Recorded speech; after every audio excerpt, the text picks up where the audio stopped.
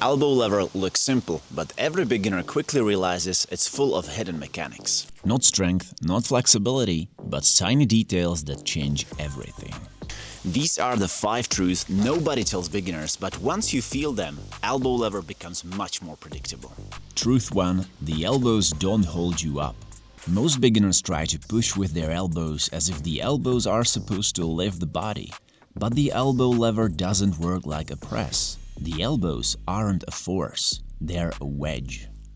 Your elbow sits deep in the abdomen and hip crease, creating a solid shelf that transfers your weight right into the ground. When the shelf is placed correctly, your body becomes one connected structure. When it's off by even a few centimeters, everything collapses. The moment you stop trying to push and instead let your weight sink into the elbows, the position stabilizes. The shelf locks, the body stops wobbling, and suddenly the elbow lever feels less like a strength move and more like a geometric one. Think of your elbows as anchors. Once they're set, your job is simply to balance on top of them. Keep your abdomen firm against the elbow points so the shelf doesn't shift. Maintain a slight inward squeeze of the elbows to prevent them from drifting outward. Truth number 2. The balance point is farther forward than you expect. Beginners try to lift their legs too early. They think the lever starts when the legs come off the ground, but the real start happens before that, in the forward lean. Your center of mass must move past your hands. It feels counterintuitive, almost like you're about to fall forward. But that forward shift is what makes your legs feel light. Without it, the legs feel impossibly heavy and the position becomes a fight. Once you lean far enough, the lift happens almost automatically. The body balances on the shelf, the legs float, and the whole shape becomes stable. Imagine your chest moving toward the floor as your hips rise behind you. Keep your gaze slightly ahead of your hands to guide the forward shift. Let your breath stay calm. Truth number 3. Wrist angle is the hidden limiter. Most beginners fail the elbow lever because their wrists simply cannot handle the angle. When the wrists are overextended, the hands start to slide, the elbows shift, and the shelf breaks. Changing your hand orientation instantly changes the stability of the entire position. Turning the fingers sideways or even slightly backwards reduces wrist strain and increases friction. Suddenly, the hands feel glued to the floor. This small adjustment frees your upper body to focus on balance instead of pain.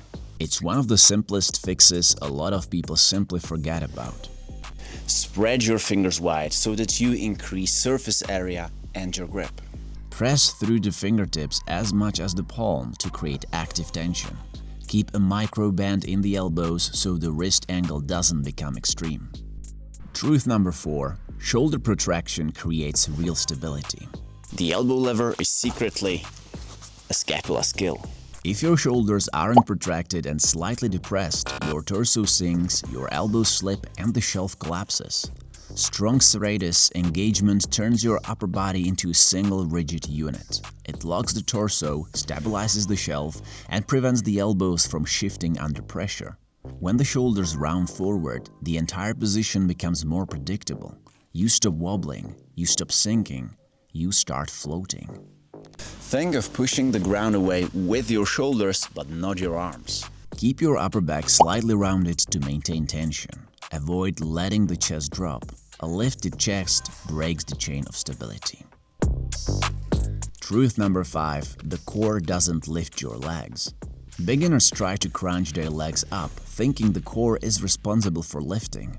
But the core's real job is anti-extension, keeping the body straight so the lever stays balanced. If the hips sag even slightly, your center of mass shifts backward and the hold becomes impossible. A rigid bodyline is more important than leg strength. When the core is long and tight, your elbow lever becomes stable. The legs don't need to be lifted. They simply rise as the balance point shifts. Pull your ribs in to prevent the lower back from arching. Keep your glutes lightly engaged to maintain a straight line from shoulders to toes. Imagine your whole body as one plank resting on the shelf. The elbow lever isn't about brute strength. It's about geometry, pressure, and tiny adjustments that change everything. Once you understand these 5 truths, the skill stops feeling mysterious and starts feeling inevitable.